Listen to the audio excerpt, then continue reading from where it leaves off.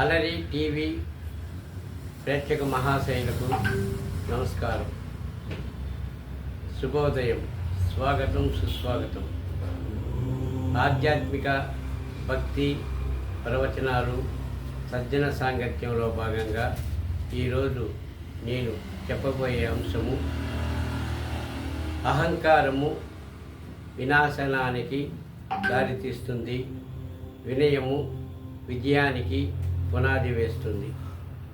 ఈ సమాజంలో ఎక్కడ చూసినా ఏ ప్రాంతంలోనైనా అహంకారం కలిగిన మనుషుల వల్ల సాధు సజ్జనులు మిక్కిలి బాధను పడుతున్నారు. అహంకారము మనిషి ఉన్నతికి ద్రోహం చేస్తుంది. అహంకారంతో మనిషి ఎంత విద్యావంతుడైనా, రూపవంతుడైనా, గుణవంతుడైనా, ఎంతటి పదవిలోనున్న అహంకారము చేరిందంటే వాడు వినాశనము తప్పదు. అటువంటి తరుణంలో శ్రీరామచంద్రుడు రావణాసురుని సంహరించి విజయగర్వంతో అయోధ్య నగరానికి చేరుతాడు. అయోధ్య నగరానికి వచ్చిన శ్రీరాముని చూసి అతని తల్లి కౌసల్యాదేవి కూర్చుని పెట్టుకుని ఒక ప్రశ్న అడుగుతుంది. నాయన శ్రీరామచంద్ర, నీ విజయము నీ బలంతోనే నీకు విజయం సాధించబడిందా, లేక మరేదేన వల్ల రావణాసురుని సంహరించి విజయగర్వంతో అయోధ్యకు వచ్చావు అని అడుగుతుంది.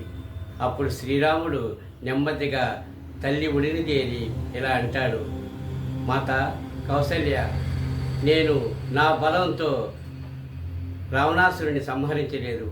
ఎందుకంటే రావణాసురుడు పరమ శివభక్తుడు, ఎన్నో గ్రంథాలు రాశాడు. తర్వాత శివభక్తుడు, గుణవంతుడు, జ్ఞానశీలి. అలాంటి వాడిని నేను సంహరించడమా? కాదు మాత, కాదు.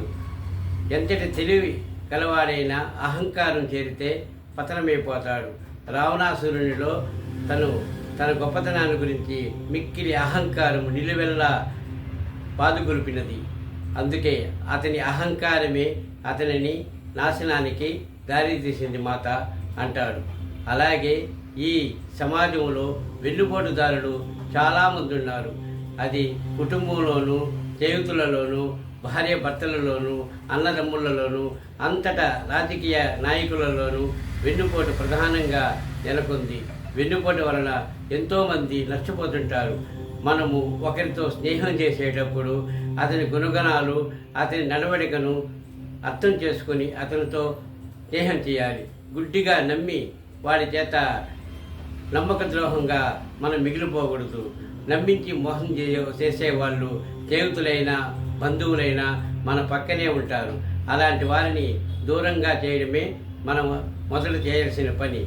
అలాగే ఈ సమాజంలో ఎవరైతే మన విజయాన్ని చూసి ఓర్వలేరో, మన అభివృద్ధిని చూసి ఇష్టపడలేదో, మనకు ఎటువంటి స్థితిలోనైనా కష్టాల్లో ఉన్నా మనం ఆదుకోలేడు, అలాంటి వారి స్నేహాన్ని మనం వదులుకోవాలి.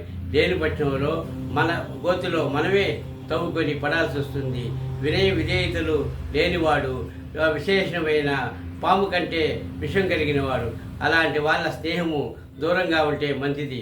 సమాజంలో ఇలాంటి వెన్నుపోటుదారులు, ఒకరి విజయాన్ని చూసి కాంక్షించలేని వారు చాలామంది ఉంటారు. నేను చెప్పేది ఏంటంటే అహంకారం మాని వినయశీలంతో మనం ఉన్నతిని సాధించుకోవాలి. ఇలాంటి వెన్నుపోటుదారులను నమ్మించి మోసం చేసే వారిని దూరంగా ఉంచాలి. ఓం తత్సత్.